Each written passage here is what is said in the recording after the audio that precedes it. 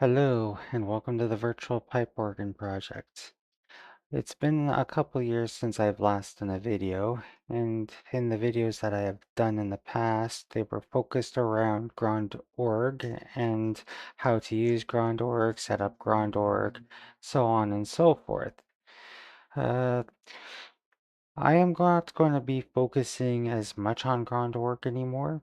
If I do end up making any tutorials, they'll be on probably new features that have been enabled in GrandOrg or on various sample sets, setting them up, etc. But for now, my focus is going to be on a new twofold project that I've been working on. The first part is I have designed and in the process of building a new 5 manual console for myself. And then the other half of the project is developing the software to control it. I do hope after I've got all the wood cut to post some videos showing the build process of the console, as well as showing some video progress of the development of the software. For the software aspects, I'm also going to couple it as a Python tutorial.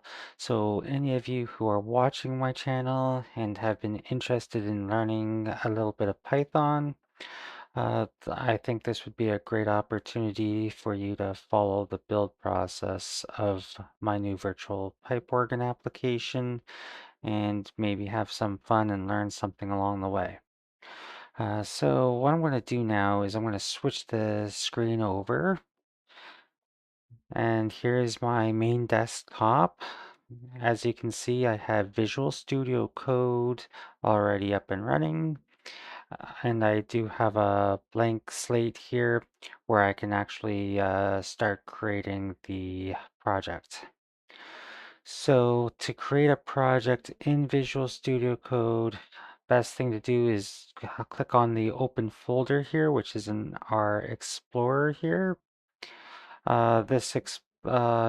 We have a tab over here on the side that has a bunch of different options here. So there's an Explorer, a search bar, source control, which allows you to use Git features and use GitHub if you so would like. There is a debugger here. I believe this was enabled from a specific plugin uh, or extension, I should say. And Visual Studio Code has a lot of plugins available. So I'm just going to briefly show you some of the ones I've got. So I have this developer themes plugin, which just tailors the look and feel of Visual Studio Code.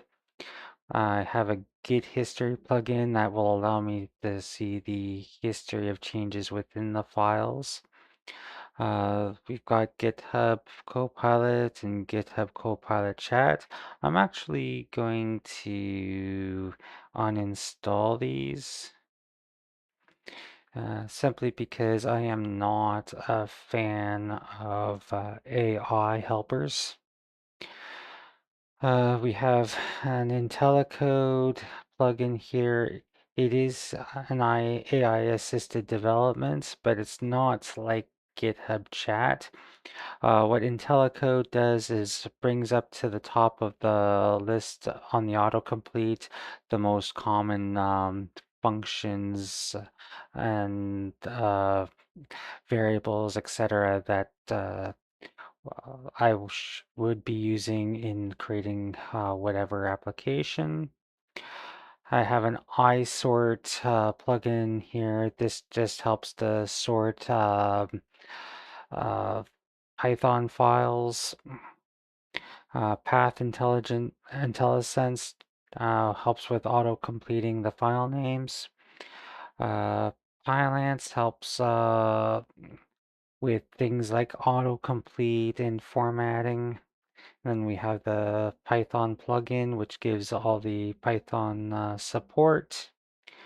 And yeah, the debugger, this is where the debugger came from. We have a Python environments plugin here, a to-do tree. So if there's spots in the code where I want to make notes of things to implement in the future, I can give a to-do comment and that will show up in this tab here. And then of course there's the UV toolkit. I'm actually going to go ahead and uninstall that simply because I prefer to use UV from the command line. And then I've got the both VS Code great icons and VS Code icons here. I think I'm just going to stick with the great icons, so I'll uninstall that. So there's the to do, and here's something specific for Python projects here. So I'm going to go ahead and start the process of creating the application. I don't know why, but whenever I click on the open folder, it opens this desktop on the monitor to my left. So that's why you saw me just drag it over here. So what I'm going to do is under Documents, I'm going to add a new folder here, and I'm going to call this PyOrgan. And I'm going to click on OK. And Visual Studio Code has now set up the environment for creating my new PyOrgan project. So to not make the video go too long, what I'm going to do now is I'm going to open up a terminal here. I'm going to use a package manager called UV. That will keep track of all the dependencies of the PyOrgan project. So anything that I add from the Python package index into the project, I will be adding it using UV commands. I will also be using UV to create the virtual environment as well. So I'm going to issue the UV init command, and what that's going to do is initialize the projects with a stable base. And as we can see here, we have a .gitignore, a .python version, main.py, a pyproject.toml, and a readme.md file, all created here within the project. The next thing I'm going to do is create a new folder here, and I'm going to name it src. And I'm going to move main.py to src. And then the next thing I am going to do is create the virtual environment. So to do that, I'm going to go uv venv.venv. And we can see here that that has been successfully created here using CPython 3.13.7 interpreter. It created our .venv virtual environment with the ability to activate it here. Okay, there's a couple more things I want to do. I do want to add some dependencies here. So we're going to need a GUI front end. Uh, and the GUI front end I want to use will be the Qt for Python, which we can get by adding PySide6.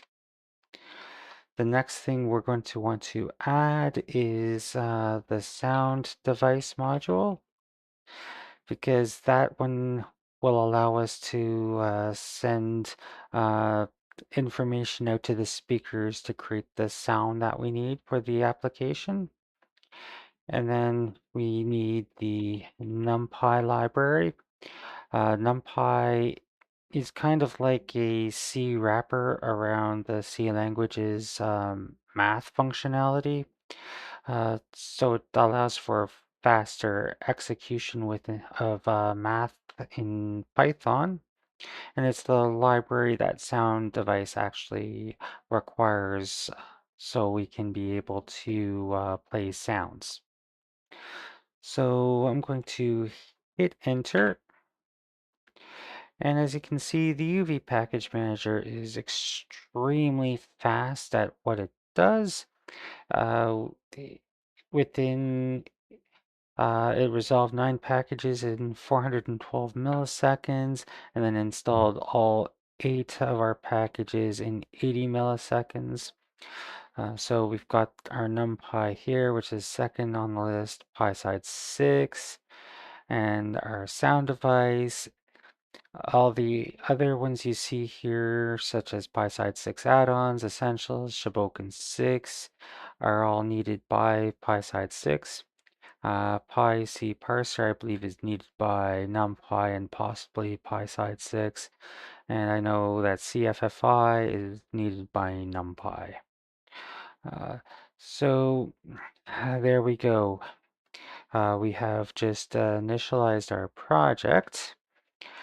And now we have the base for our future videos on developing our PyOrgan application. I'm going to leave the video here at this point. I hope to do another one soon to show you guys how to do some actual programming in Python. I do hope to, like I said, show some videos of me constructing the organ, hopefully within the next month or so after I get all the pieces cut for it.